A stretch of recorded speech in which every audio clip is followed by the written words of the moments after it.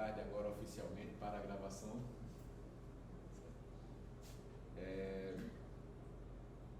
Houve dois de vocês ficaram na dúvida do que é que eu queria dizer com o grau de liberdade. André definiu os modelos e Ariane deixou em branco para ver se eu não percebia que estava faltando informação e passava direto. Certo? O que é definir o grau de liberdade? Você precisa, quando você desenha um experimento, você tem que reconhecer qual delineamento, todo mundo reconheceu, certo ou errado. Teve gente tentando apelar para delineamentos mais esotéricos, certo, em alguns casos. E ao reconhecer o delineamento, você tem que reconhecer qual é a distribuição de grau de liberdade. Não somente qual é o modelo que está por trás disso, certo? Ou seja, qual é o modelo teórico daquilo ali, quais são as fontes de variação, mas também quantos graus de liberdade vão para cada fonte, porque isso afeta a decisão de qual o delineamento mais adequado. O grau de liberdade do tratamento é fixo, certo? É uma função do número de tratamentos. E hoje a gente vai apresentar outra coisa que afeta, mas o grau de liberdade geral do tratamento é fixo pela escolha dos tratamentos. Mas a forma como você seleciona, o delineamento que você seleciona, certo? Afeta o grau de liberdade do resíduo. E o principal marcador da força estatística de um experimento, ou seja, da capacidade que um experimento tem de diferenciar tratamentos, se houver diferença, é o grau de liberdade do resíduo. Tá?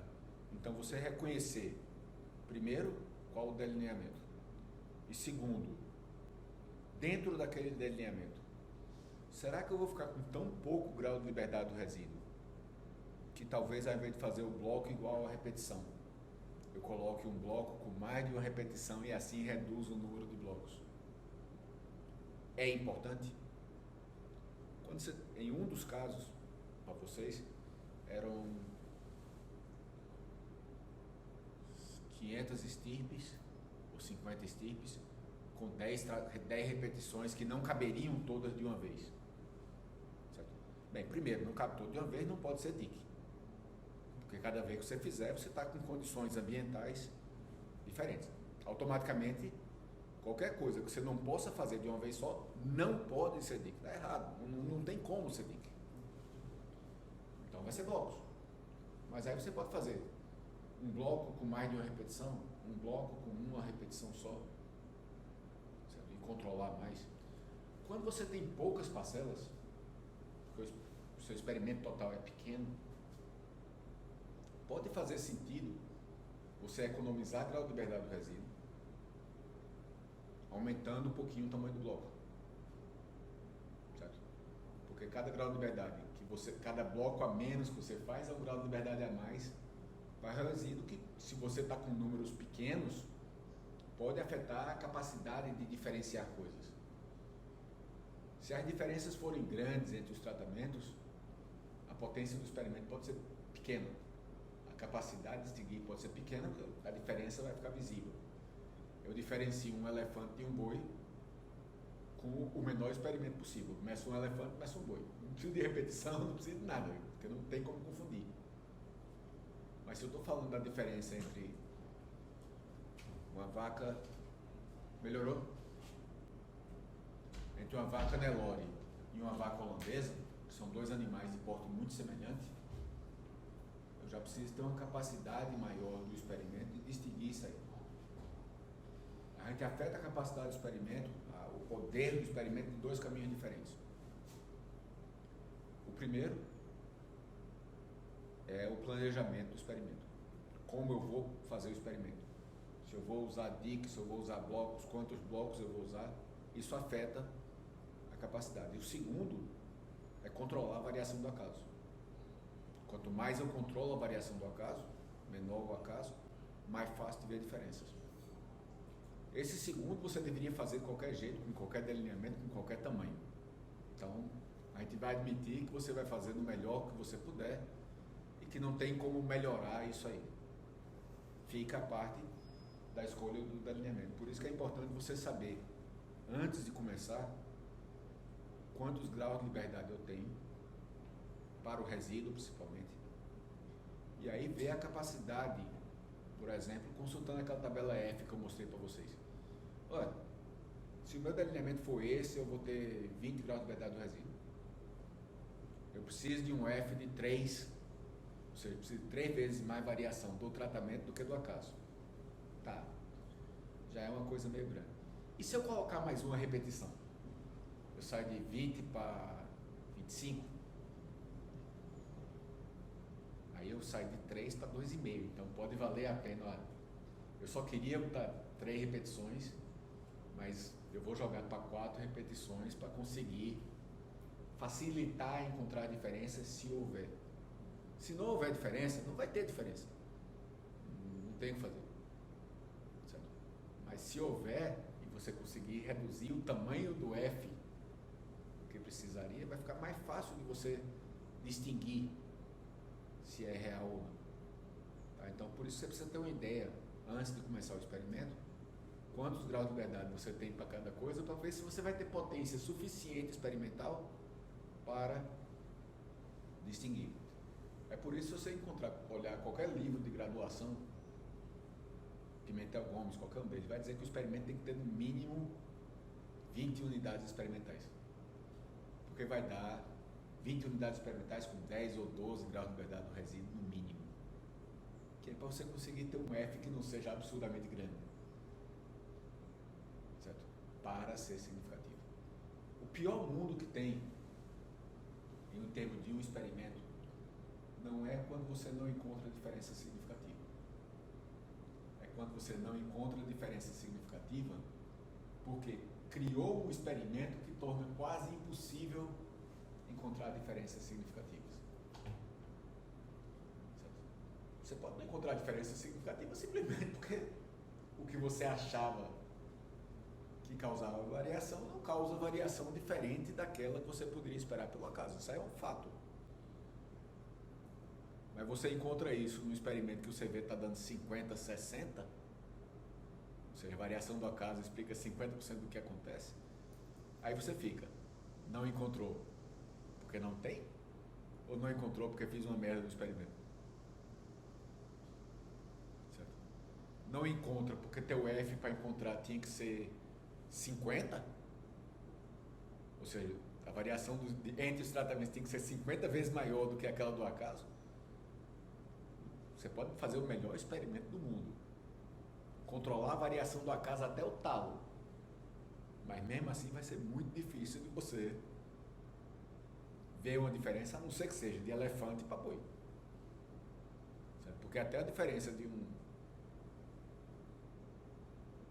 poodle para um pastor alemão vai ser difícil de ver. São coisas completamente diferentes. Mas mesmo assim vai ser difícil de ver se você precisa de um F de 30, de 50. Exceto se for na simpatia, porque aí o poodle é tão antipático que pode ser um F de 500 que você vai encontrar a diferença. Estão entendendo o que eu quero dizer, gente? É por isso que é importante você, quando está planejando, fazer uma distribuição. O modelo é essencial, certo? Mas o modelo está implícito já nas escolhas. Tranquilo? Uma outra regra básica na hora de selecionar o delineamento: simplifique. Se você consegue ir mais simples, certo? Não vá no mais complicado.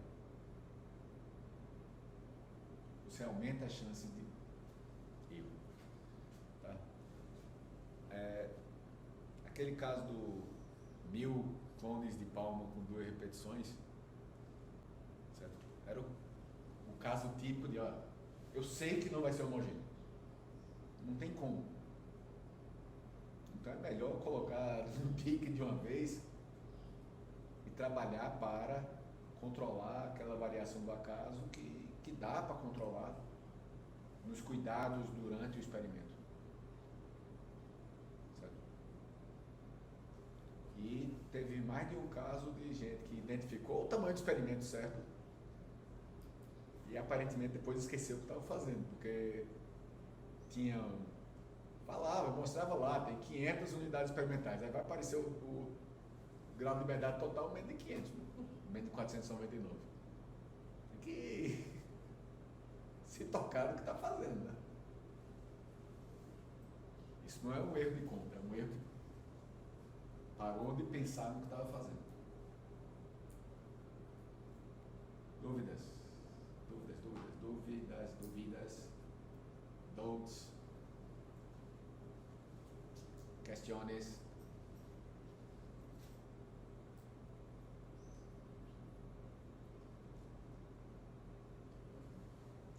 Tirei a dúvida?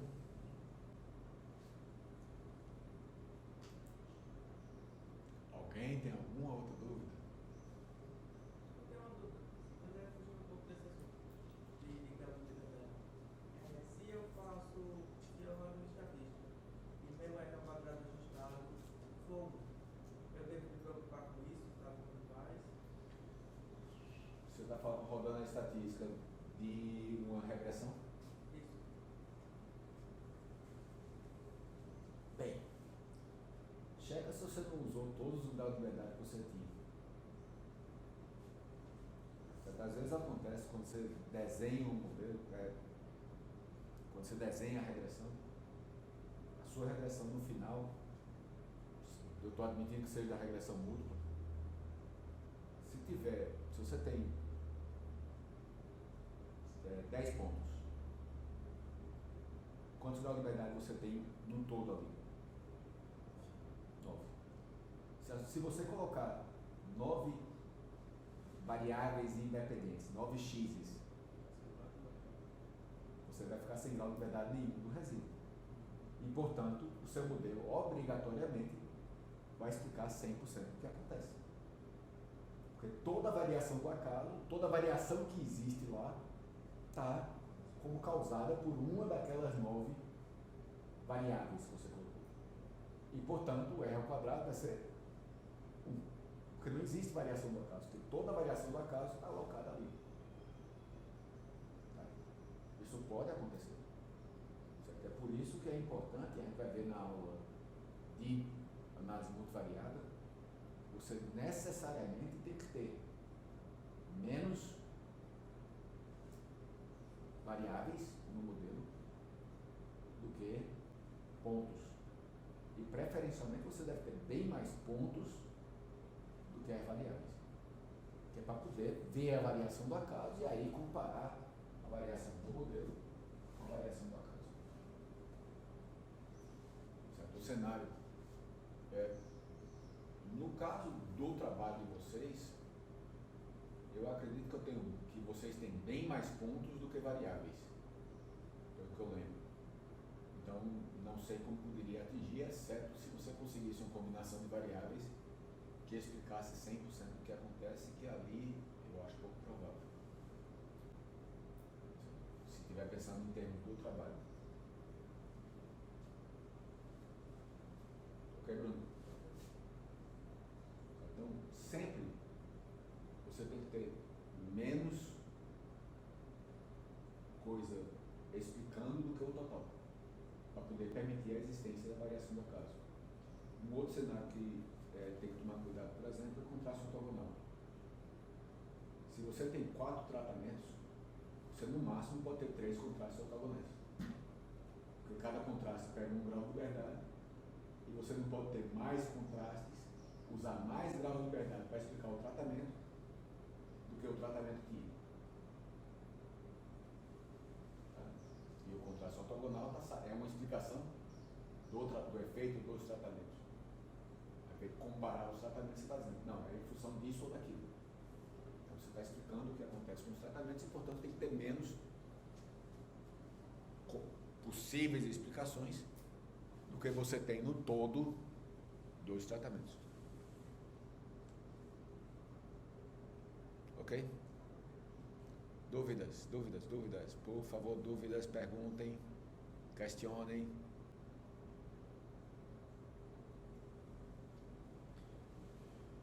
Até agora nós estávamos discutindo tratamentos simples.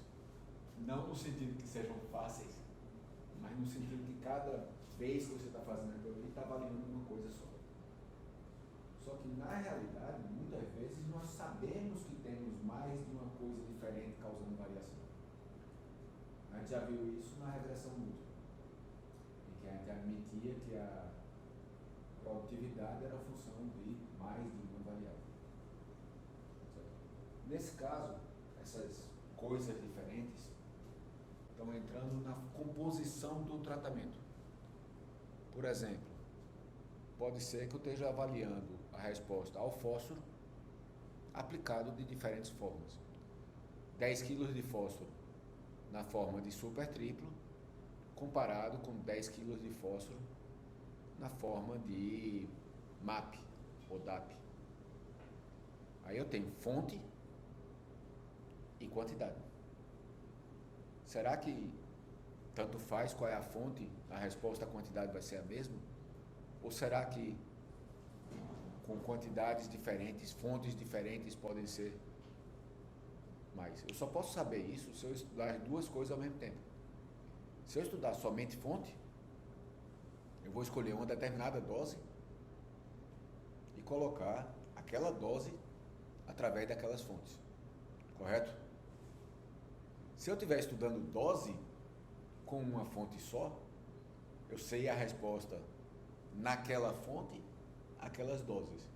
Mas e se for uma fonte diferente? Será que a resposta permanece a mesma? Eu não tenho como saber. Eu só tenho como saber avaliando como diferentes fontes, cada uma em diferentes doses, ao mesmo tempo, em um experimento só. Porque eu não posso comparar diretamente, estatisticamente, experimento 1 com experimento 2. Porque a variação do acaso do experimento 1 não é a variação do acaso do experimento 2 e, portanto, eu não posso admitir razoavelmente que tem uma variação só do acaso dos dois e comparar dessa forma. Faz sentido? Então, isso é um arranjo fatorial de tratamentos. É comum você ver, inclusive em artigos publicados, não, o experimento foi conduzido no delineamento fatorial. Isso está errado. Por quê? Não existe o delineamento fatorial. Existe o arranjo fatorial no delineamento em blocos. Existe o arranjo fatorial no delineamento inteiramente casualizado. O delineamento é como o experimento vai ser conduzido no campo, na interpretação. É como você vai alocar as parcelas aos diferentes tratamentos e como vai ver, separar a variação do tratamento da variação do acaso. O arranjo de tratamentos, o arranjo simples, o arranjo fatorial, o arranjo de parcelas subdivididas, são formas como você vai criar os tratamentos e separar os efeitos exclusivamente dos tratamentos alérgicos. Então não existe o delineamento fatorial. Professor, no caso, eu posso dizer que o arranjo fatorial é uma ferramenta do delineamento? Não, são duas decisões separadas. Não é que o fatorial faça parte, seja uma ferramenta dentro dos delineamentos. São duas decisões que você toma por razões completamente separadas. No arranjo fatorial, você está estudando o que você vai estudar. Você está tomando decisões sobre o que eu vou estudar. Não, eu vou estudar somente uma coisa. Não, eu vou estudar 2, 3, 4 coisas diferentes ao mesmo tempo. Isso é uma decisão da sua hipótese experimental. A sua hipótese experimental vai dizer, não adianta eu pesquisar nitrogênio sem pesquisar fósforo. Porque em solos tropicais ácidos, maioria do Brasil, o fósforo é um limitante muito grande, mas nós também temos matéria orgânica baixa, em grande parte do nosso solo, relativamente baixa. Então o nitrogênio, que é fornecido pela matéria orgânica, também é limitante. Eu preciso ver os dois juntos. Adianta muito pouco no experimento, no sistema produtivo em solos tropicais ácidos, eu adubar com fósforo, não adubar com nitrogênio, não adubar com nitrogênio, não adubar com fósforo. Então, são condições extremamente limitadas que vão fazer que isso aí seja agronomicamente viável. Então, eu preciso estudar as duas coisas ao mesmo tempo. Isso é uma decisão da minha hipótese experimental. Eu sei como alguém que uma vez no passado muito remoto fez fertilidade do solo, na 93, certo? Ou seja, fora qual antes vocês nascerem, isso aí é um conhecimento dele. É uma hipótese experimental minha. Eu peguei a minha hipótese experimental e defini o que eu vou estudar. Eu vou estudar uma coisa só, eu vou estudar duas, eu vou estudar três. Isso é minha ciência. O delineamento é a minha prática. Ok, eu tenho isso, estou nesse cenário aqui, essa é a clarificação que eu vou usar, esse é o número de repetições, as minhas variáveis são essas que vão exigir esse nível de esforço para coletar e, portanto, o tempo que eu vou gastar no processo de coleta dessas variáveis. Aí eu escolho o delineamento, que é a forma como eu vou implementar aquela minha escolha de tratamentos. Na verdade, o arranjo vem antes do delineamento. Porque eu posso ter o mesmo arranjo de tratamentos e diferentes delineamentos dependendo de onde eu vou fazer o experimento. Ok? Mas também não dá para dizer que o delineamento é uma ferramenta do arranjo. São duas decisões completamente independentes entre si. Cronologicamente, a escolha do arranjo vem antes porque é uma função da sua hipótese experimental. Mas de alguma forma o delineamento, a escolha do delineamento também vai depender um pouco do arranjo, né? Vai. A escolha do delineamento vai depender um pouco do arranjo, porque, por exemplo, a gente vai tocar nesse ponto mais na frente. Primeiro, em teoria, você pode usar um arranjo fatorial em qualquer delineamento. Certo? Não há nenhuma limitação teórica. Certo? Agora, por exemplo, o quadrado latino exige, a exigência para fazer quadrado latino, número de repetições igual ao número de tratamentos. É uma exigência. Então, o quadrado latino tem que ser assim. Se você uma característica do arranjo fatorial é que você vai combinar todo mundo de um fator com todo mundo de outro.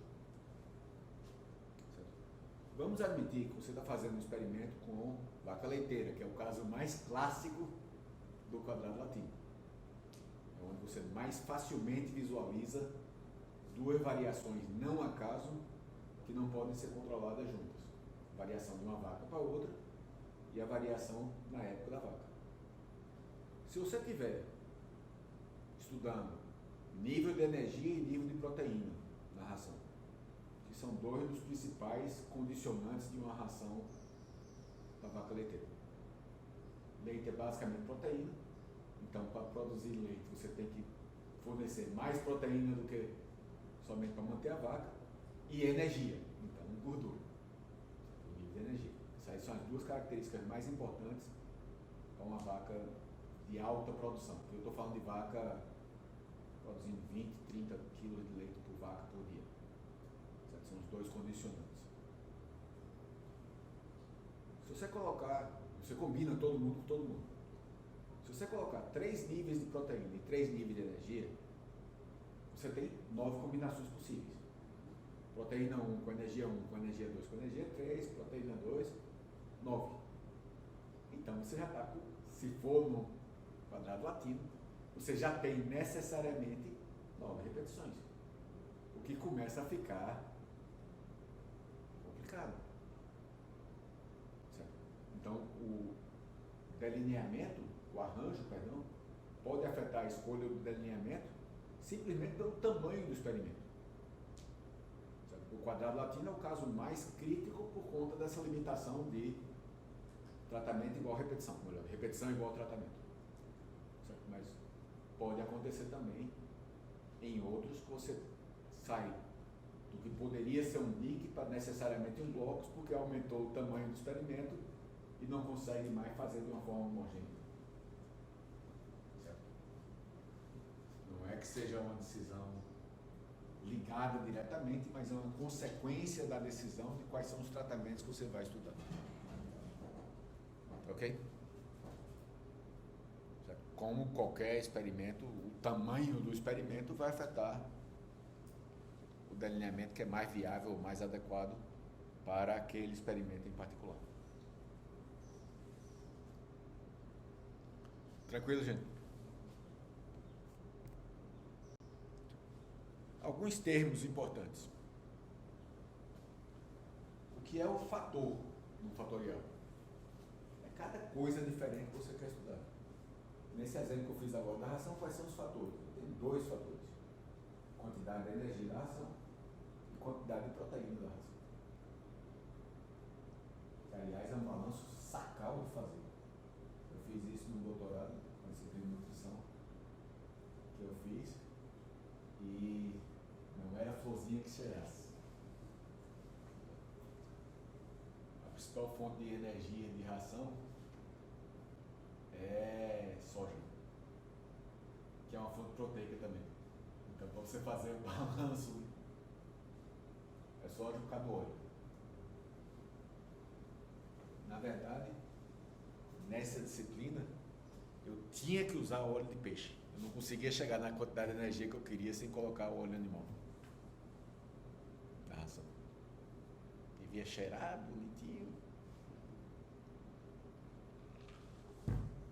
Então, o fator é cada coisa diferente. Se for N e P, um fator é o nitrogênio, o outro fator é o fósforo. Se for tipo de fertilizante e quantidade de adubo, quantidade de nutriente, um fator é o tipo de fertilizante, o outro fator é a quantidade de nutriente. O nível é cada divisão de um fator. Certo? Quantidade de energia, os níveis de energia que eu estou incluindo, quantidade de proteína, os níveis de proteína que eu estou colocando na ração. N e P, as quantidades de nitrogênio são os níveis do nitrogênio, e as quantidades de fósforo são os níveis do fósforo. Fonte e dose, as diferentes fontes são os níveis do fator fonte, as diferentes doses são os níveis do fator dose. E o tratamento é uma combinação agora de um nível de cada uma das fontes. E normalmente, no sistema mais comum, todas as combinações são feitas.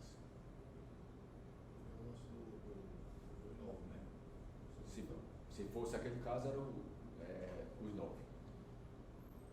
Existe um sistema que você pode eliminar algumas coisas, certo? Na formação dos tratamentos. Então você mata algumas combinações. Tá? Mas não é uma prática comum para a gente. Eu vejo isso às vezes no pessoal de ciência de alimentos, tecnologia de alimentos, que eliminam algumas combinações, ou seja, o fatorial, o tratamento não inclui todos os tratamentos possíveis, mata alguns tratamentos. Certo? Isso é o que se chama de confundimento. Você tira algumas interações, que eu vou falar daqui a pouco, eliminando os tratamentos que gerariam aquelas interações. Por que fazer isso?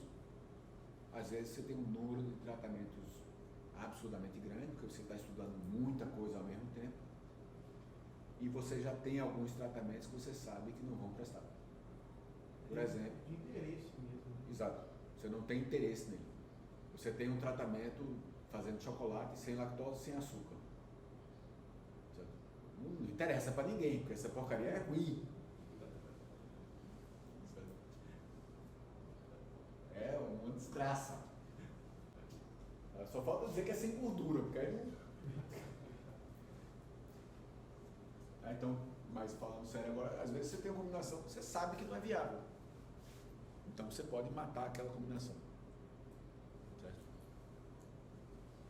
E tem um outro cenário que eu vou falar, mas que eu vou falar agora logo. Outras vezes o que acontece é que você ficaria com o mesmo tratamento mais de uma vez.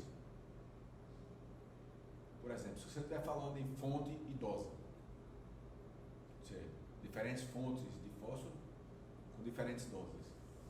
Se você colocar a dose 0, qual a diferença entre as fontes na dose 0? Tem uma.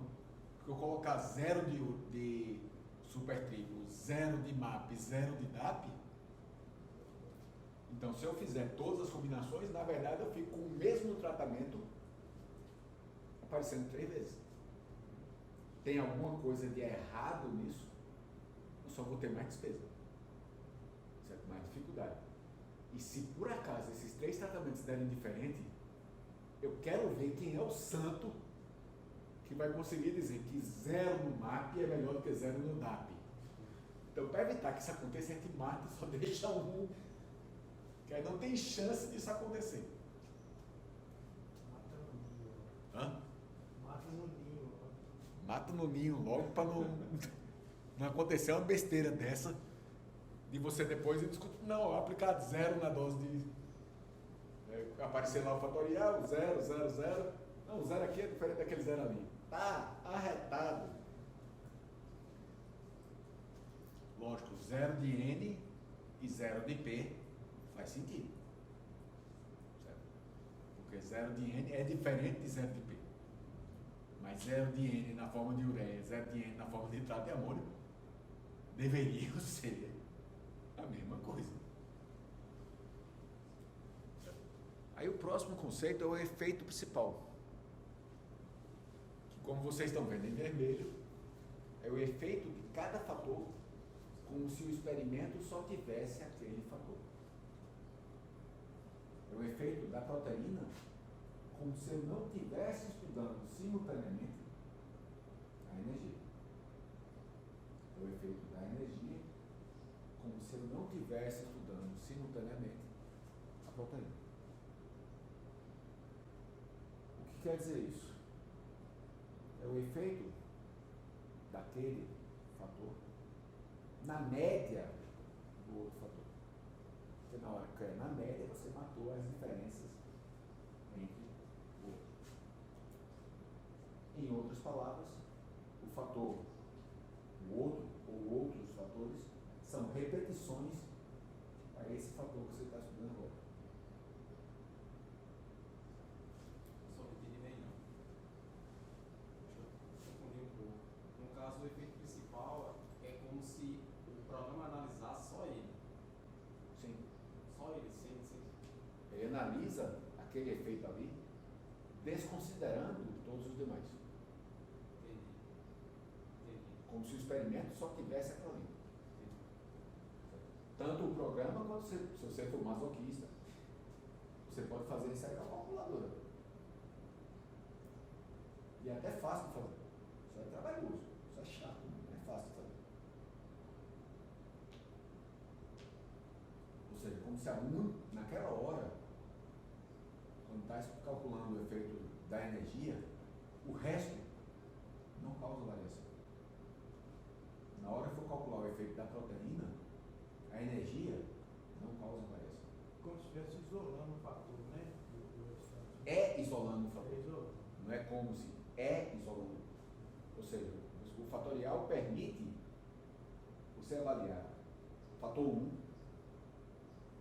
como se fosse um experimento daquele tamanho, só estudando o fator 1. O fator 2 como se fosse um experimento daquele tamanho, só estudando o fator 2. E isso aí você poderia fazer um experimento para um e um experimento para outro. E agora, o que você só pode fazer é o fatorial. Como é que isso modifica aqui? Se eu aumentar a energia, será que eu posso colocar menos proteína para ter a mesma produção leiteira? Proteína é mais caro que energia. Então pode valer a pena eu fazer um jogo aqui e atingir a mesma produtividade. Isso é a interação, que é um efeito secundário. Ela é secundária não porque é menos importante, mas é secundária porque só aparece com pelo menos 2.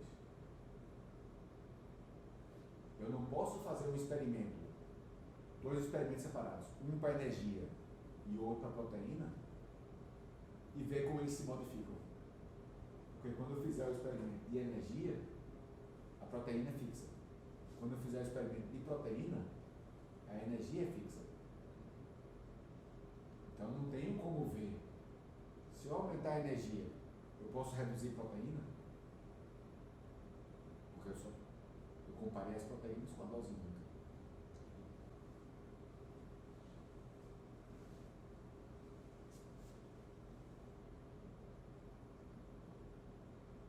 Tá ok? Isso é o que você só consegue no fotolog. Essa é a grande razão de fazer um fotolog. Você tem uma razão, uma hipótese científica que lhe indica que duas coisas vão causar variação ao mesmo tempo. Para vocês que gostam desse negócio mental pesado, aumentar a quantidade de cádmio vai piorar o efeito do chumbo ou do mercúrio, pegar o mangue. Certo? Então essas duas coisas, um determinado nível de mercúrio pode ser não poluente se o cádmio for baixo e tornar um deserto. Um deserto no mangue é bem complicado, mas você entender a ideia, se o cádmio for alto. E vice-versa. Você só consegue ver o nível tóxico letal. Você pode fazer um experimento, no caso de vegetação seria facílimo. No caso de vegetação com manga é bem complicado. Mas pega uma cultura mais decente, o mínimo. Você consegue fazer facilmente um experimento qual é a quantidade de mercúrio que vai matar a planta de milho. Eu não garanto se não vai matar os alunos também que estão fazendo, mas isso é um detalhe. Um detalhe sem muita importância. Você bota um pedido para fazer e oferece eles para. E manda, quando estiver começando a intoxicar, manda eles para o experimento de campo de milho, que aí já deixa embaixo da terra. Certo? Falando sério agora, sim, um experimento simples de desenhar. Não teria nada muito difícil de fazer isso aí. Mas será que se eu modificar a quantidade de cádmio ou de chumbo, ou modificar o pH do solo, esse nível não vai modificar? A quantidade letal de mercúrio com o solo com pH 3 é diferente da quantidade letal com pH 7 ou com pH 8. Então, não, o solo tem essa quantidade de mercúrio aqui, talvez eu possa modificar isso colocando calcário subindo pH. A interação é o que vai, a possibilidade de interação, melhor dizendo, é o que vai justificar você complicar a sua vida colocando mais de um fator ao mesmo tempo. Está fazendo sentido, gente?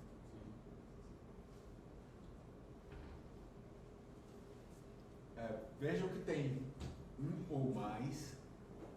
Por quê? Porque apesar de eu estar usando os exemplos sempre com 2 fatores, eu posso ter quantos fatores eu queira ao mesmo tempo. Talvez, a vez de NP, eu queira estudar ao mesmo tempo NPK. Talvez, no caso da ração, eu queira estudar fibra, energia e proteína. Porque a quantidade de fibra que eu coloco afeta a saúde do animal e afeta a quantidade de material que ele consegue digerir. Por isso, quando você está fazendo regime, o nutricionista diz: coma mais fibra, porque você come menos. Total. A minha nutricionista queria que eu comesse 38 gramas de fibra por dia. Vou te contar, é difícil. A não ser que talvez ela estivesse me chamando de burro, vai comer grama. Não é fácil chegar lá, não.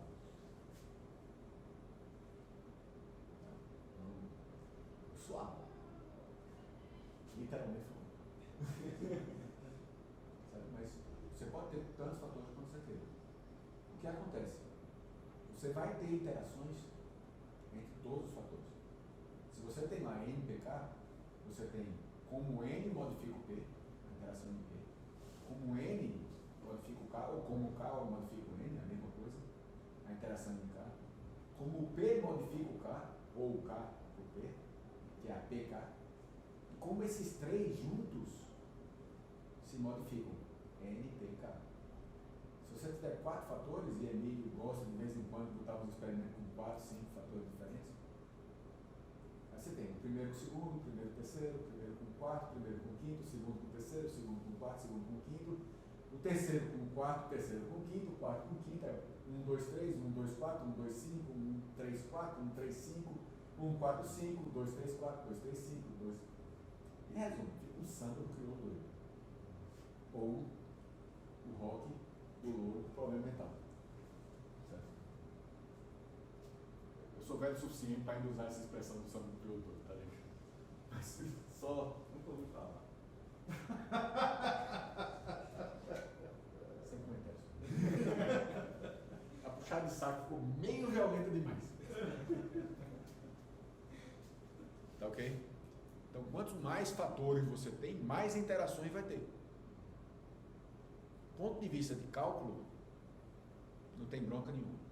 Quem vai fazer isso para você é o SAIS. Ou o R. Ou o CISVA, ou qualquer programa que você queira na face da Terra. Conta não é problema mais hoje em dia. Para nada que a gente queira fazer estatística. O problema é entender. Porque lembre-se, cada variável você vai analisar. Então, essa variável teve essas interações, essa outra variável teve essas outras interações, aquela outra variável teve aquelas outras. Se você der muita sorte, todo mundo vai ter o mesmo padrão. Aí dá para você entender o que está acontecendo. Se você for muito azarado, tipo, pisou em rastro de corno com boa vontade, cada variável vai ter um comportamento diferente. E aí, para você entender o que é que raio está acontecendo, você fica doido. Deixa seu orientador ou orientadora doido. Deixa o revisor do seu artigo científico doido. E não vai para canto nenhum. Tá? Então, pensem, a minha sugestão, bem honesta, máximo 3 fatores. Se precisar estudar mais do que isso, faça mais experimentos estudando 3 fatores cada um. Porque senão fica... Ou desconsidere as interações altas. Eu não vou conseguir explicar que porcaria aconteceu, então eu não vou analisar para não encontrar. Bota embaixo do tapete. E pisa o tapete para ficar... Espalha bem direitinho embaixo do tapete, para não ficar aquele montezinho embaixo do tapete. E não analisa. Eu não vou tentar. Eu não vou conseguir entender, então eu não vou analisar isso aqui. É variação do acaso. Você pode fazer isso, por sinal. Não tem nada de errado fazer isso. Essa variação aqui não me interessa. Eu não vou conseguir entender o que é, então eu vou jogar na conta do acaso. Simplesmente não coloca no modelo. Aí ele não aparece. Se for grande, vai aumentar a variação do acaso, mas normalmente não é o que acontece. Ok? Último conceito, número real de repetições. O que é uma repetição? Então, agora sim, perguntando a vocês. O que é uma repetição? Cada amostra, ponto que você retira uma amostra, ou Pode ser um ponto, solo, você... né, por exemplo. Hã? No caso, estou falando de amostra de solo, né, quando você vai fazer cada ponto. Cada ponto diferente que você vai analisar separadamente que está sujeito à variação do acaso. Correto? Para diferenciar da réplica técnica. Isso aí é a definição. Se você está fazendo um experimento, voltando para nossas tradicionais vaquinhas holandesas, energia, proteína. Do ponto de vista da energia, estudando a energia separadamente, a proteína não é uma repetição agora?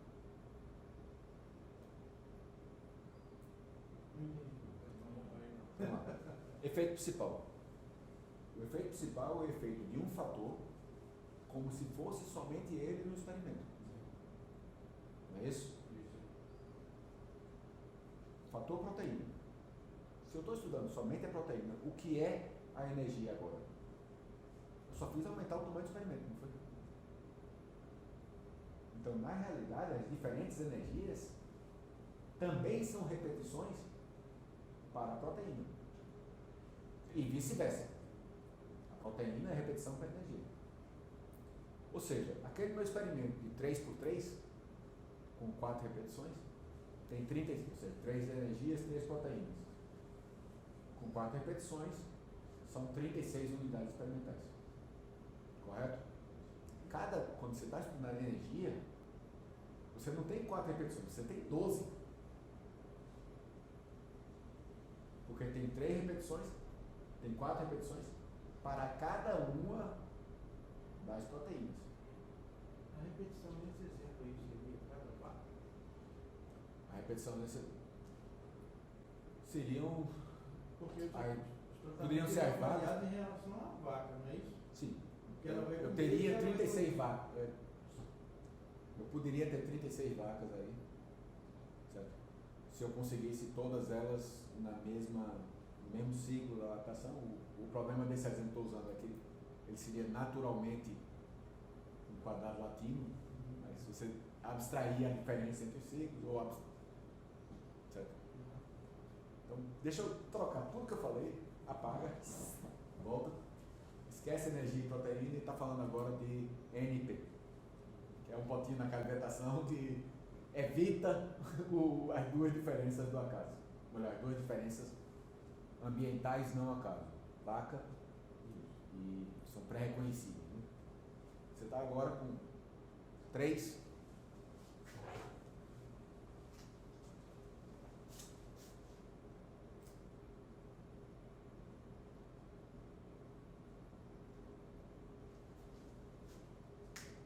P, 4N e 3 repetições.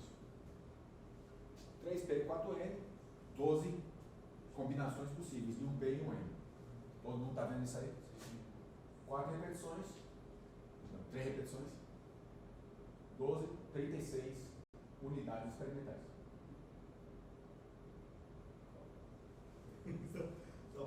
Claro, começa a botar muita conta, começa a ficar um pouco perdido. Beleza.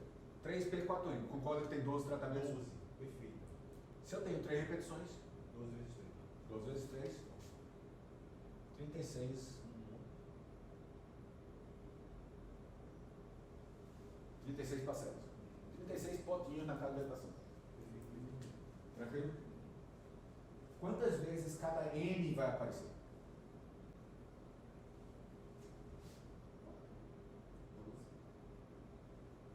4 e 12. Justifique. Qual é o número de fontes diferentes de N? Eu tenho 4 fontes de N. Quantas vezes cada uma delas aparece? Você nesse caso multiplica também pela repetição, né? Não. Um N, ureia. Ou N0. Certo. Faz mais sentido aqui do que a fonte. N0. Eu não vou combinar o N0 com o P. Isso. N0P0, N0P1, N0P2. Ok. Eu tenho 3 tratamentos com N0. Cada tratamento não vai aparecer 3 vezes. Isso. Então eu vou ter 9 repetições reais. Dentro do experimento, o N0 aparece 9 vezes. E o P0 aparece quantas vezes?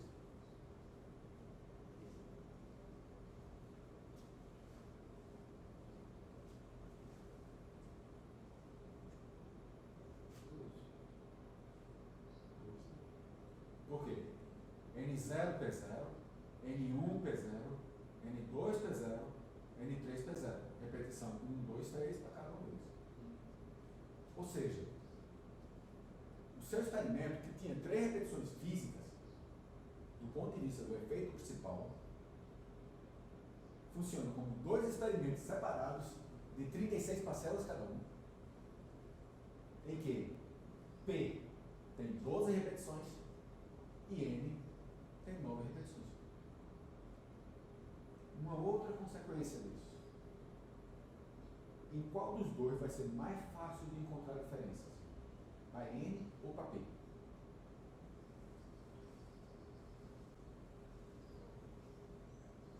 Seria para P porque eu teria mais repetições. Como o P, na verdade, tem mais repetições do que N, por isso que eu chamo de repetições reais, o P, na verdade, tem 12 repetições.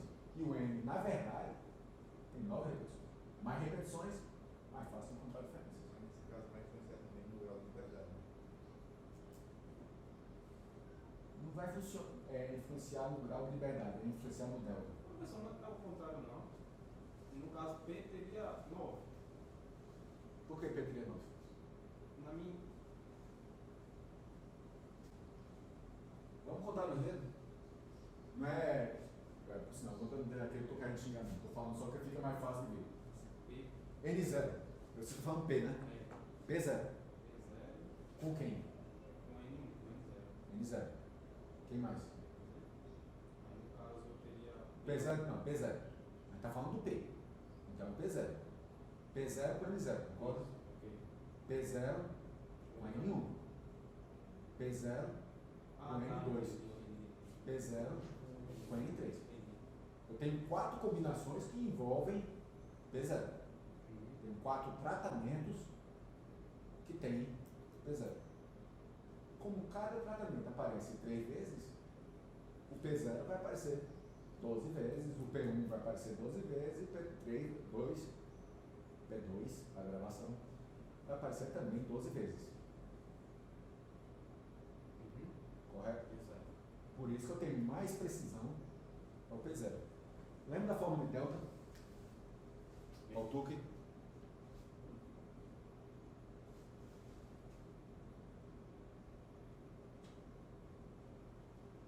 Isso aqui é um N, tá? Não tem. Correto? O QMR, ou seja, a variação da casa, é constante no experimento. Todo mundo naquele experimento vai ter o mesmo QMR. Então não muda. O Q é uma função do número de tratamentos e do grau de liberdade do resíduo. Para P eu tenho 3 tratamentos, para N eu tenho 4 tratamentos. Isso aí vai modificar o Q. Mas o que modifica mais é o R. Quem é que vai entrar aqui? Você é o raiz de R, tá? Me deu dúvida agora. Mas seja como for, está no denominador. Para P, entra 12. Para N, entra 9. Certo? Então, se o Q fosse igual para os dois, não é, mas se fosse igual, o delta seria menor para P do que para N. Seria mais fácil de encontrar diferenças, porque diferença menor é mais fácil de ver. É uma consequência de eu ter número diferentes de níveis para os fatores. Se tivesse 3 e 3, o número ficava igual. Por isso que depois, quando fui sair da vaca leiteira, foi que Paulo levantou o problema, quem era a unidade experimental, que é um problema sério com vaca leiteira. Também seria com cabra leiteira, então trocar espécie não modificava nada. Até por isso que experimento com lactação normalmente usa quadrado latino. Porque você tem a diferença de vaca para vaca e a diferença dentro da própria vaca na época diferente. Então,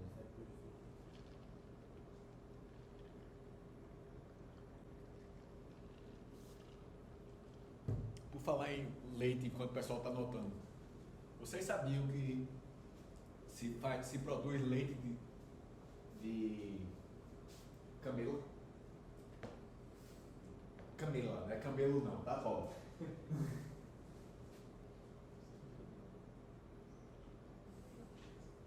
Pois é, para ver a que ponto chega o desespero da África. Vai tirar leite de camelo, camela. Mas a carne deles, a carne do camelo é comercializada lá. É? É. Sim, eu sei. Estou dizendo é. Ah, tá. Não estou dizendo é. É porque se a carne é comercializada, por que não comercializar o leite? Porque precisa de 4 pessoas para ordenar a camelo. Literalmente falando. Tem um aluno, eu passei em 2023 na Flórida, com a equipe do B. E ele tem um aluno fazendo a tese de doutorado dele, deve defender esse ano, no Quênia, ele é do Quênia, está fazendo a tese de doutorado, entre outras coisas, ele vai incluir ordenha de camelo. aparentemente é possível comprar leite de camela nos Estados Unidos, em supermercado. Supermercado especializado para a comunidade africana. Porque a bicha é nada que é mais bravo que paraibano. É um animal que é um animal doméstico, mas muito pouco domesticado ainda. E a mordida de camelo mata. Mata. Então, precisa de 4 pessoas para conseguir fazer um manejo para tirar 1 litro, 2 litros de leite. Agora, é o que dá para produzir na área. Também deve ter um valor agregado violento. Tu já viste cultura de subsistência de comunidade pobre, tem algo valor agregado? Não, não tem. Porque aí deixa de ser a cultura de subsistência, passa a ser Ah, entendi. Subsistir só para existir. É o que eles produzem é porque é aquilo que tá. aquilo que tem. Na verdade eles têm vacas e cabras, certo? Mas nas áreas mais secas o que mantém é o camelo. O camelo.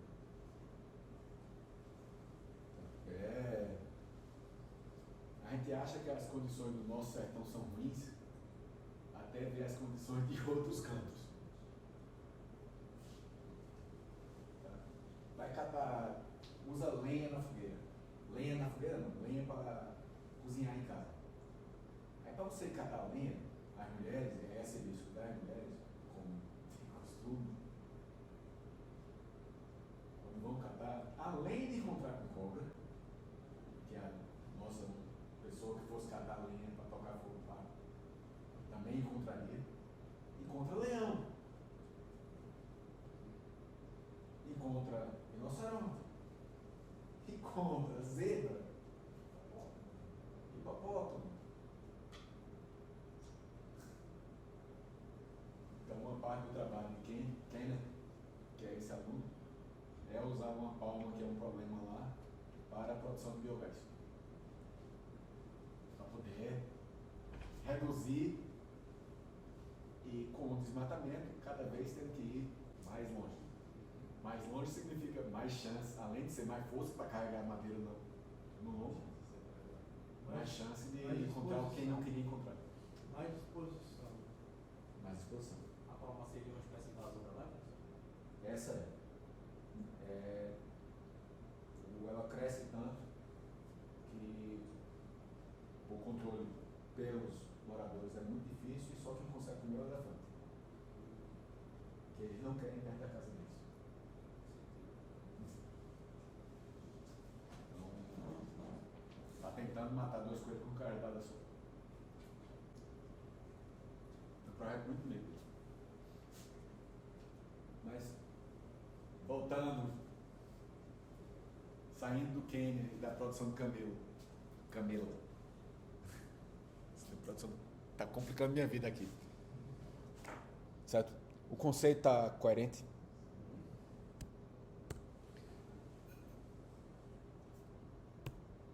Só para tirar uma dúvida. Pode não? A repetição seria dentro da mesma parcela. Não. Na verdade, o que acontece, Paulo, é que a parcela está com... Se for um fatorial com 2 fatores só para facilitar a minha vida, a mesma parcela está contando com uma repetição para um e para outro. Entendi. Certo? Ou seja, seu experimento de 36 unidades experimentais funciona como se fossem 2 experimentos separados de 36. Entendi. Atendendo as duas. Porque dentro da parcela tem as duas coisas. Né? Aquele potezinho recebeu N0, P0. Esse outro pote aqui recebeu N0, P1. Então eu tenho o N0 nas duas. O N0 apareceu 2 vezes. E esse de cá recebeu N1, P0. Então,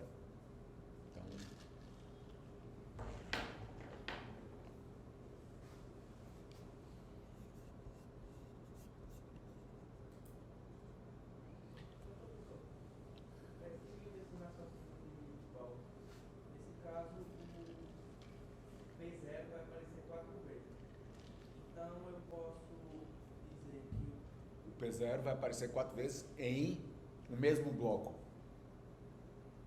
A primeira repetição vai ter 4 P0s.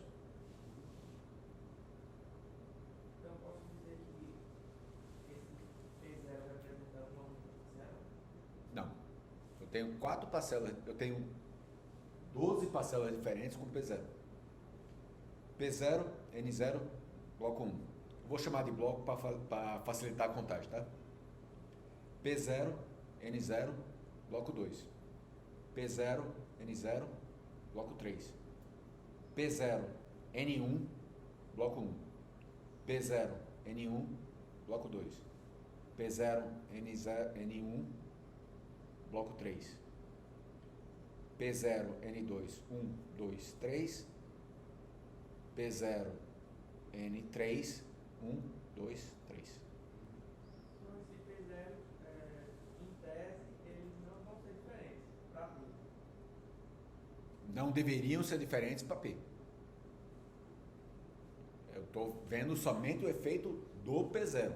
E vou comparar esses 12 tratamentos, essas 12 unidades experimentais com P0 com as 12 unidades experimentais com P1, com as 12 unidades experimentais com P2. A média P1 do P0 com a média do P1 com a média do P2. Porque na hora esses dedos são iguais. Você sabe que não são, né? Consegue ver a diferença? Eu matei a diferença entre os dedos, não foi? Quando eu estou vendo P0,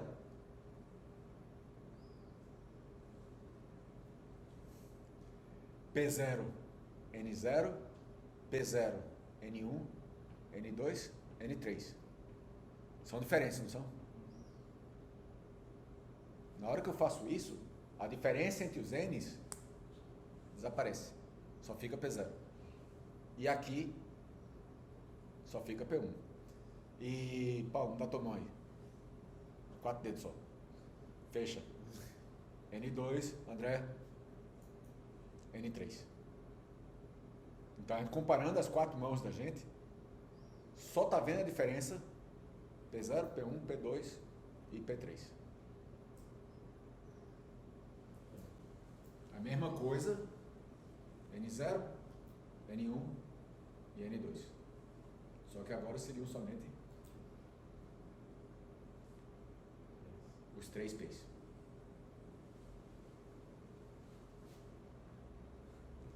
Como é que eu consegui machucar o mundo fazendo isso?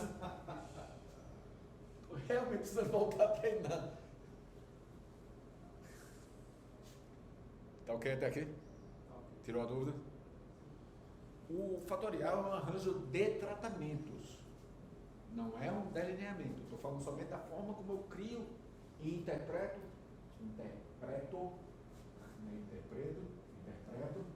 o que acontece com o tratamento. Não existe um delineamento fatorial. Tá? E se eu encontrar um projeto de algum de vocês, delineamento fatorial, e eu estiver na banca, vocês estão ferrados. Tá? Só estou avisando. Ou não me coloque na banca, ou não coloque delineamento fatorial. E você não tem muita alternativa, não. Eu vou voltar na tua busca. A priori, você pode utilizar qualquer delineamento experimental. Mas você sofre restrições práticas no quadrado latino por conta daquele negócio que o número de repetições é necessariamente igual ao número de tratamentos. Se for um fatorial pequeno, tranquilo. 2 por 2, 2 por 3, dá para você fazer facilmente no quadrado latino, porque são 4, 6 repetições. Está de boa. Agora, quando você está falando aí de uns 5 por 5, 25 tratamentos, fazendo um quadrado latino, é possível? É. É prático? Não. Mas aí é uma limitação prática, não é uma limitação teórica. Teoricamente, o tratamento é uma combinação de níveis e fatores. Então, o tratamento per si não tem o menor interesse. Não faz sentido no fatorial eu fazer um teste Turing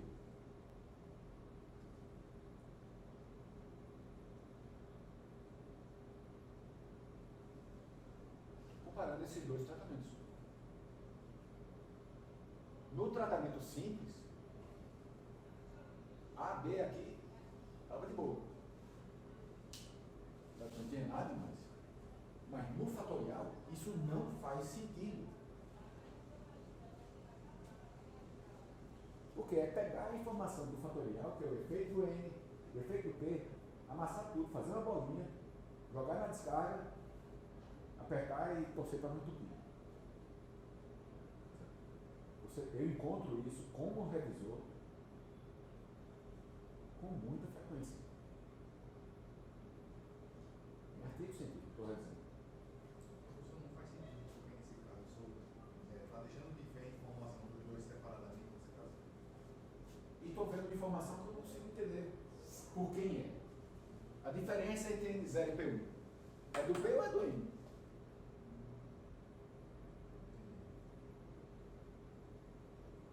Eu não tenho como saber.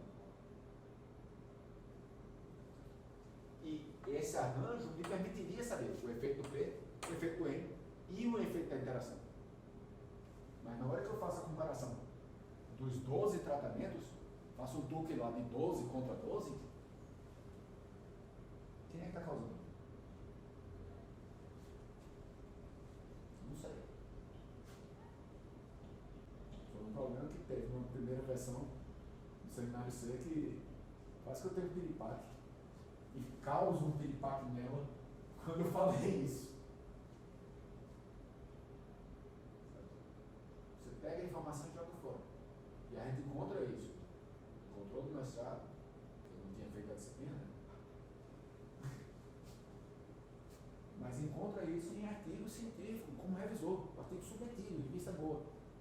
Aí eu lá, pegou, desconsiderou o arranjo fatorial que estava lá, faz tudo de novo e volta depois. Porque a beleza do fatorial é justamente você ver um fator, outro, interações, entender o mecanismo que está por trás. Lembre, Tucker, ou Duncan, ou Schaeffer, ou Bonferroni, nenhum deles fala em mecanismo. Só diz, fulano diferente do Beltrano, fulano não diferente do Beltrano. Só isso. Você tenta inferir os mecanismos, usando a sua ciência, o seu conhecimento daquele tópico para dizer, não, essa diferença aqui deve ser em função daquilo ali. Aí você tem como chegar, dar um passo mais na frente. Essa diferença devido ao P, é devido ao N, é devido à interação. E pega tudo, amassa e joga fora, comparando os tratamentos. Qual o sentido? O seu objetivo na análise estatística não é dizer o que aconteceu. É por que aconteceu. A ciência é o porquê. Isso é que é a ciência. Porque o que aconteceu naquela usina ali não é o que vai acontecer naquela outra usina. Mas o porquê aconteceu naquela usina deverá acontecer em outra usina semelhante. Então, o teste duplo ele não se adequa a esse arranjo fatorial. Adequa. Só que não comparando os tratamentos. O que você vai fazer no Tucker é comparar os P's, se for significativo. Os N's, um Tucker para aqui e outro para aqui, se os dois forem significativos. E a interação. O que não faz sentido não é o problema do Tucker, é em que foi feito o Tucker, comparando os tratamentos. Isso aqui não faz sentido. E aí vai para Tucker, Bonferroni, Schaeffer, Duncan, qualquer um que você queira utilizar. O problema não é o teste, é em que o teste foi feito. Ok?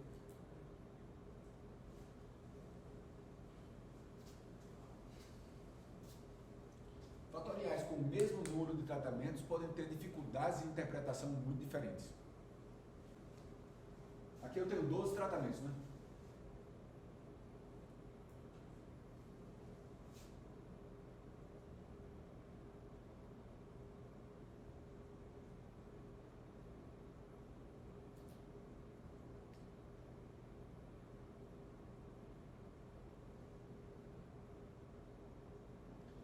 tratamentos eu tenho aqui? 8. Todo mundo está vendo? 8 tratamentos. Tem menos tratamento que o vizinho, né? Quais são os efeitos que eu tenho aqui? Toda variação de tratamento, ou é P, ou é N, ou é interação. Correto? O tratamento é dividido nessas 3 coisas. E aqui? Tem o efeito do P, tem o efeito do N, tem o efeito do potássio. PN, PK, NK e NPK. 7. Eu tenho menos tratamentos, mas tenho 7 coisas diferentes que podem causar esse efeito do tratamento. O que é mais fácil de entender? O que tem 12 tratamentos ou o que tem 8? O que tem 12 é muito mais fácil de entender o que está acontecendo. É aquela relação que o senhor falou, né? De número de tratamentos e... O que complica o experimento não é o número de tratamentos, é o número de fatores. O número de fatores é que vai definir, porque o número de fatores é que vai definir quantos efeitos principais eu tenho e quantas interações eu tenho. O número de tratamentos define a dificuldade de fazer o experimento. O experimento com mais tratamento é mais difícil de fazer. Mas aí é a condução, é o custo, é o tempo, mas não é a dificuldade para entender. E o que é mais importante, dificuldade de entender ou dificuldade de fazer? O que é mais crítico? Entender. Primeiro tempo você fazer, depois não ter um entendimento daquilo que você fez. E acontece com tanta frequência.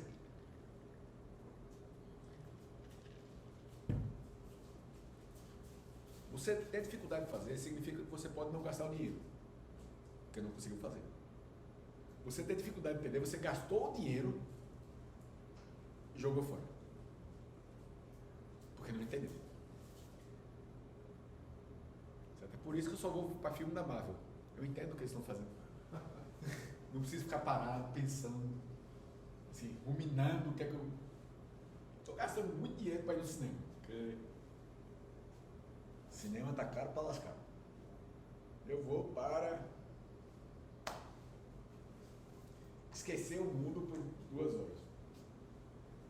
Minha filha, quando vai para o cinema comigo, eu não gostei desse filme, porque não desenvolveram o personagem.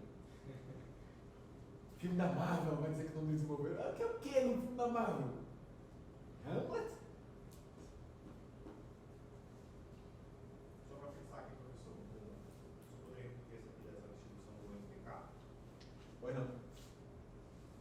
P sozinho. N sozinho. K sozinho. Correto? Sim. Os 3 efeitos desconsiderando as demais coisas. Eu não sei porque eu coloquei P, N, K, mas já coloquei. Eu vou continuar com ele, tá? PN, que não é porra nenhuma. É interação de fósforo e nitrogênio. Ok? PK, que não é potencial de solubilização. NK.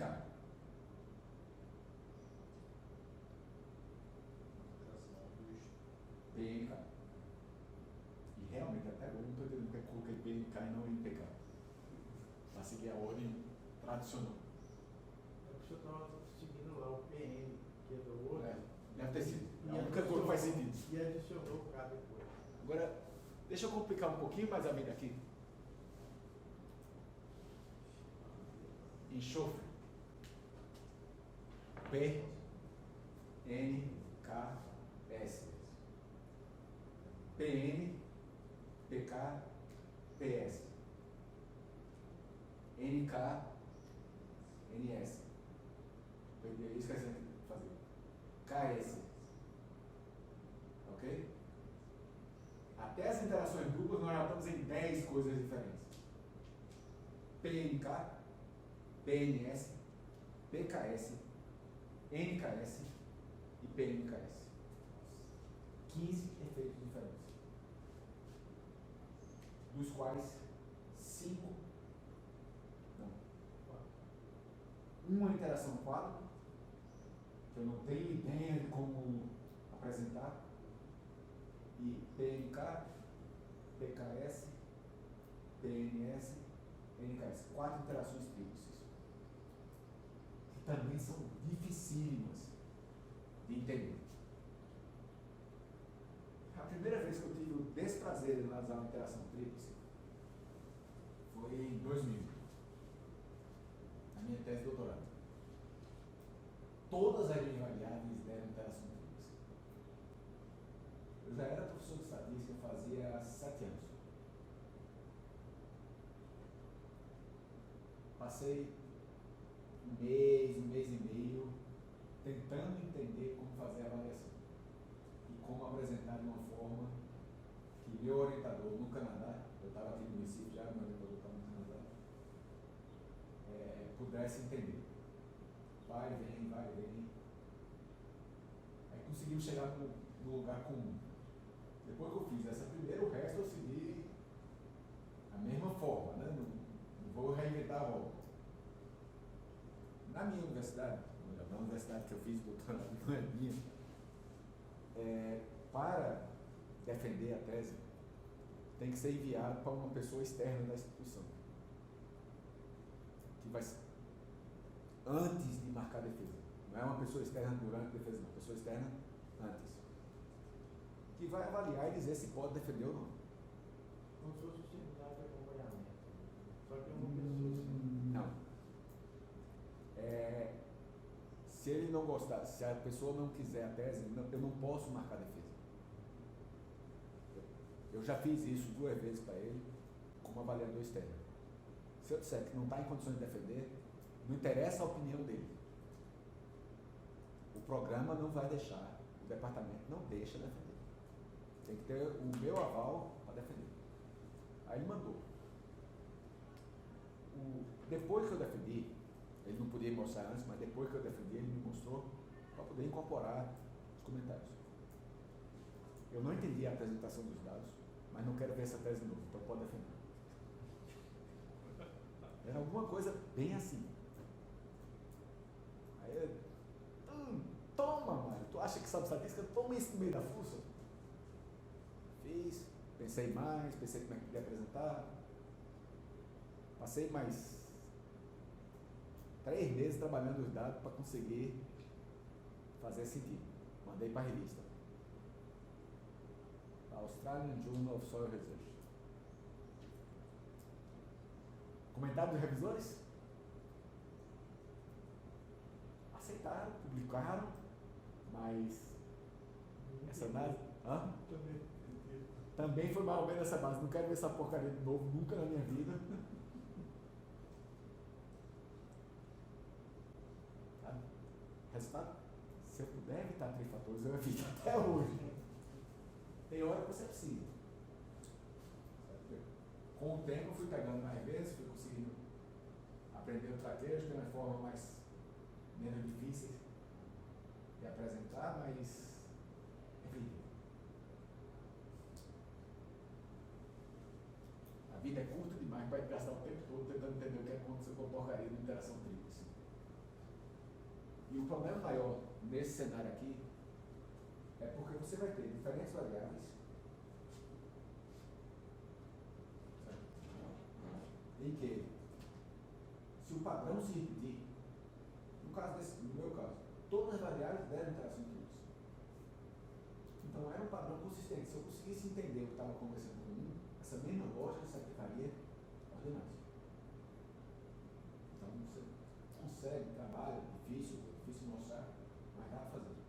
Aí você vai para a teoria de N, a interação tríplice que acontece é NPK. Para o conteúdo de N, NPK não foi significativo, mas PKS foi.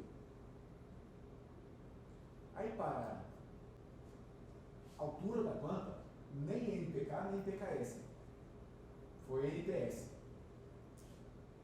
Que é que raios está acontecendo com essa porcaria dessa planta que não se inicia? Como é que você vai explicar isso aí? Se cada variáveis que deveriam ter comportamentos semelhantes, deveriam ter um padrão que desce para contar uma história, se cada variável está contando uma história diferente, qual é a história que você vai contar no seu artigo?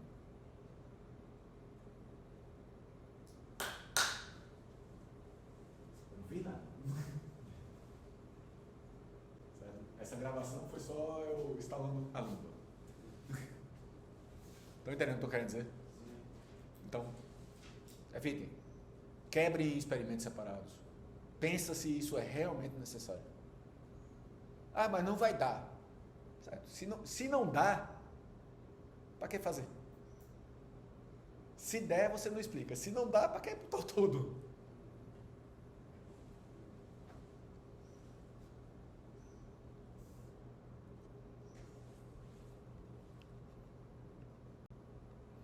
Vantagens e desvantagens. Vantagem. A única forma de você estudar efeitos principais e interações é fatorial.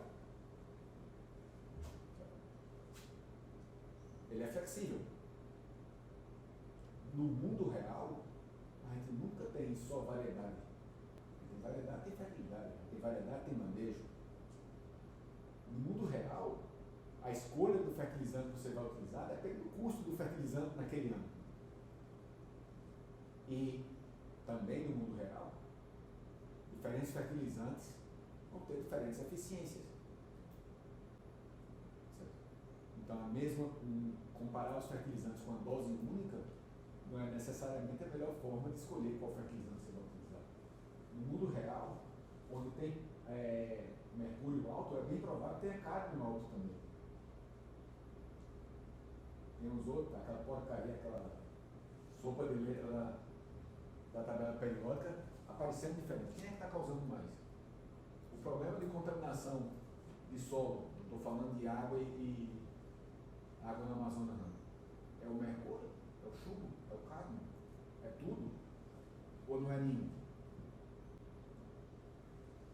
Não tem uma coisa só, então. A realidade, as interações acontecem no mundo real. E a gente não consegue estudar a interação com uma coisa bonitinha de cada vez. A gente já simplifica muito o mundo real para poder fazer nossos experimentos.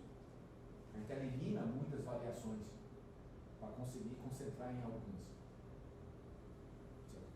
E se aí a gente toda vez só faz um experimento de um fator cada vez, aí a gente vai...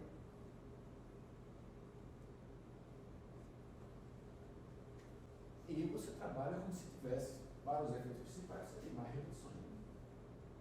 Desvantagens, se você não tomar cuidado com a vida, você fica com experimentos dificílimos de entender e grandes demais. Não, eu não vou aumentar o número de níveis, né? Não vou aumentar o número de fatores. Aqui eu tenho 12, né?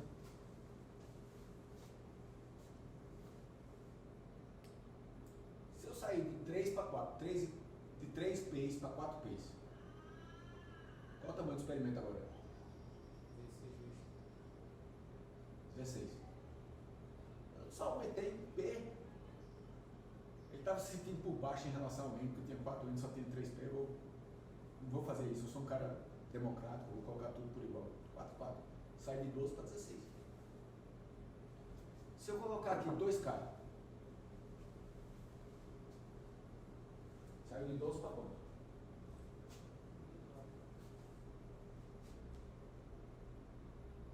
Coisas que parecem pequenas, né? Mas você faz, como é multiplicativo, num instante você vai ficando com experimentos grandes, difíceis de fazer, caros de fazer. Simplesmente, só vou colocar mais isso aqui, só vou colocar mais aquilo ali. Eu vou estudar molibdênio, mas não dá para estudar molibdênio sem estudar nitrogênio, não dá para estudar nitrogênio e molibdênio sem pensar no boro. Bota NP, B, não, NNOP, é B, não é, pH é essencial, 2 de pH. Você vai indo assim, todos são pontos lógicos. Naturalmente, quando você afeta o molibdênio, você está afetando o nitrogênio, então é uma interação lógica. pH do solo sempre afeta tudo, não tem nada que não serve afetar a porcaria do pH. Então, estudar diferentes pHs é coerente. Você vai indo, não, isso aqui é essencial,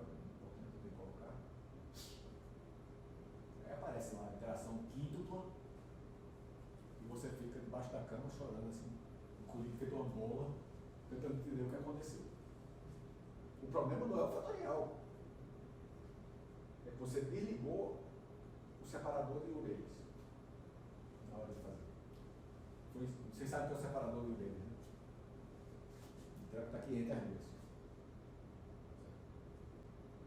Faz sentido? Faz.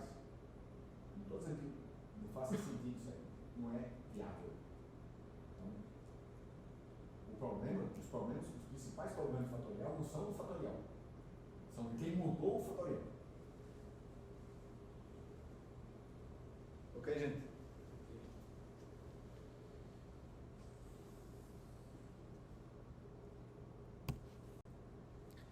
Formação de tratamentos.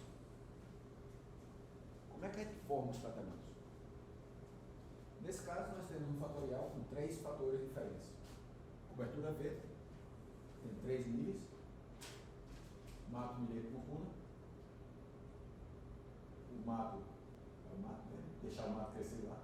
A mistura de plantas que acontece naturalmente. Ou plantar milheto, que é uma gramínea, ou plantar mucuna, que é uma leguminosa. Passa 3 meses para sair, passa a rodar, corta, ou corta e passa a rodar depois, e entra com fontes de nitrogênio em copinho. Adubo, recomendação nacional de STIPs, nacional, não inocula, sem inoculação, e uma recomendação tropical de STIPs, uma mistura de STIPs mais adaptada ao ambiente químico. 4 nitrogênios diferentes para o copinho. E com ou sem fósforo. 3 por 4 por 2. 24 tratamentos. Ok? E quais são esses 24 tratamentos?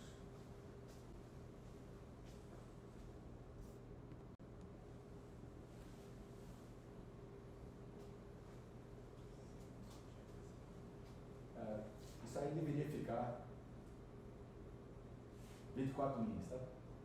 Só que como a página do PowerPoint é no formato retrato, não é no formato paisagem, não é no formato retrato, tem 12 linhas com a coluna dobrada. Como é que a gente faz? Fixa um fator, fixa o segundo fator, varia o terceiro. Então, o tratamento 1 é mato, adubo, como? Ordem alfabética. O mato era primeiro, o mato vem antes de milheto e mucuna, adubo vem antes nacional, sem inoculação e tropical. Gosto do freguês, como é que você faz isso aí? Você fixa o primeiro, fixa o segundo, varia o terceiro.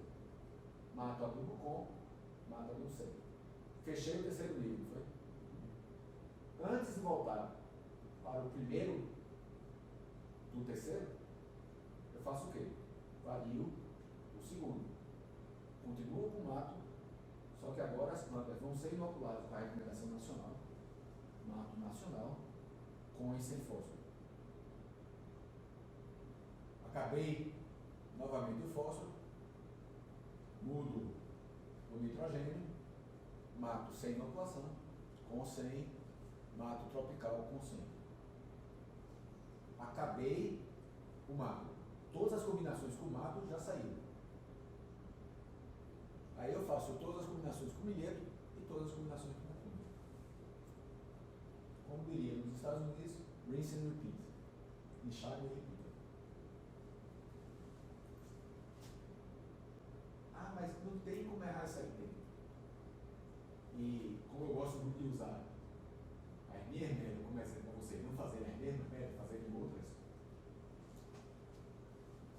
Minha segunda aluna do mestrado, minha primeira aluna do mestrado, meu segundo discente do mestrado, Marcela Campanharo. Isso em 2005, 2004, alguma coisa por aí. Na época eu me envolvia mais ainda do que hoje me envolvo com fazer a prática dos experimentos. Então eu fiz o sorteio para ela. O sorteio do experimento que ela vai estar assim. Aí o que é que o imbecil aqui fez? O idiota fez. Ao invés de fazer o sorteio do tratamento, fez o sorteio por nível. Resultado? Ficou bloco com mais repetições de um nível do que outro. O que eu suei para conseguir entender o que aconteceu, ficou todo desbalanceado por conta disso. Então você consegue fazer merda, tá?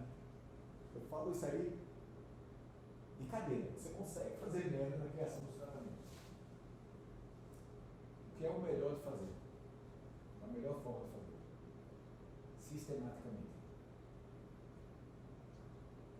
Por exemplo, usando o Excel. Escreve, aí copia, aí depois vai de novo, bem sistemático. Porque reduz a chance de você fazer erro besta, como esse que eu fiz no sorteio.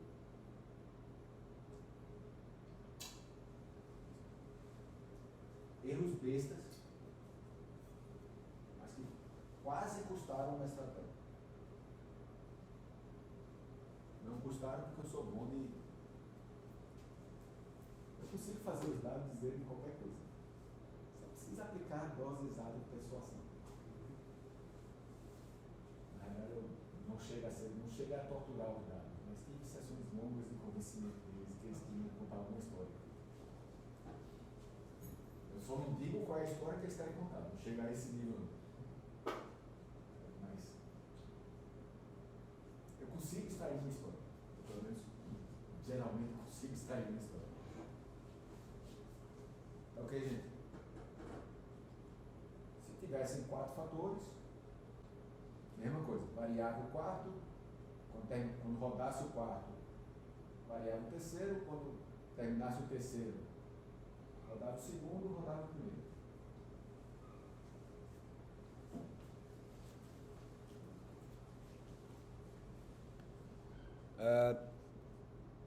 Vamos dar uma pausa.